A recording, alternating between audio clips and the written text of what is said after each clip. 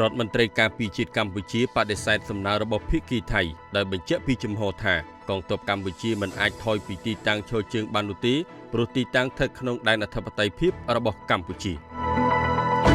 ឯកឧត្តមនាយឧត្តមសេនីយ៍ទីសីហាឧបនាយករដ្ឋមន្ត្រីក្រសួងការពារជាតិនៃព្រះរាជាណាចក្រកម្ពុជានៅរសៀលថ្ងៃទី6ខែមិថុនាឆ្នាំ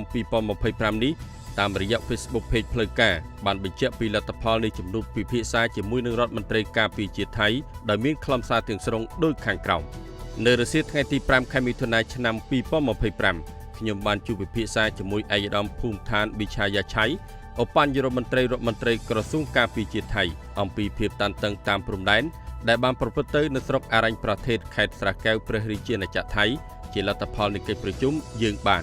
ទី1ឯកភាពកាត់បន្ថយភាពតានតឹងដោយភាគីយើងទាំងពីរបានរក្សាការប្រាស្រ័យទាក់ទងគ្នាទៅវិញទៅមកការយោគយល់គ្នានិងរក្សាការសន្ទនាដោយសន្តិវិធីទៅថ្ងៃខាងមុខទៀតក្នុងគោលបំណងជៀសវាងការប៉ះទង្គិចយោធាគ្នាកម្ពុជាថៃ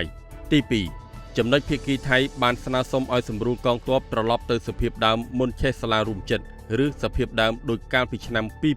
2024ភាគីកម្ពុជាបដិសេធនិងមិនទទួលយកការស្នើសុំនោះទេព្រោះទីតាំងខាងលើជាទីតាំងស្ថិតក្នុងដែនអធិបតេយ្យភាពរបស់កម្ពុជាដែលបានឈរជើងជាអចិន្ត្រៃយ៍តាំងពីដើមរៀងមកភាគីកម្ពុជាមិនអាចថយពីទីតាំងឈរជើងបាននោះទេទី3ដរាបណាភាគីថៃនៅប្រើផែនទីខុសគ្នាមាត្រដ្ឋានខុសគ្នានោះយើងនឹងមិនអាចរកចំណុចកណ្ដាលក្នុងការថែរក្សាស្ថិរភាពព្រំដែនបានឡើយភាគីកម្ពុជានៅតែប្រកាន់ស្មារតីនៃការគោរពអនុស្សរណៈនៃការយោគយល់គ្នាឆ្នាំ2000 MOU ឆ្នាំ2000ដោយដែលមានកន្លងមកហេតុនេះហើយបានជាភាគីកម្ពុជាសម្រេចចិត្តរៀបចំសំណុំរឿងបញ្ជូនវិវាទតំបន់ទាំង4រួមមានតំបន់មុំ3ប្រាសាទតាមាន់ធំប្រាសាទតាមាន់តូចនិងប្រាសាទតាក្របីទៅតុលាការយុត្តិធម៌អន្តរជាតិ ICJ នៅទីក្រុងឡាអេដើម្បីបញ្ចប់ជម្លោះនិងកំណត់ព្រំដែនជាក់លាក់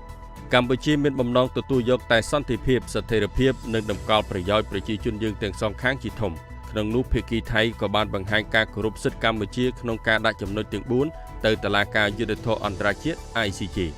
យើងក៏បានឯកភាពគ្នាក្នុងការបន្តយន្តការចរចាក្នុងកិច្ចប្រជុំ GBC, JBC, RBC ទៅលើចំណុចដទៃទៀតនាថ្ងៃខាងមុខភាគីថៃក៏បានបញ្ជាក់នឹងច្រានចោលរាល់ព័ត៌មានអុចអាលនិងរុញស្ថានភាពដែលនឹងធ្វើឲ្យប៉ះពាល់ដល់សតិអារម្មណ៍កងទ័ពយើងទាំងពីរនិងប្រជាជនយើងទាំងពីរដូចជាការលើកឡើងពីការបិទច្រកព្រំដែនអន្តរជាតិការលុបកិច្ចប្រជុំ GBC និងព័ត៌មានផ្សេងៗទៀតក្រៅផ្លូវការ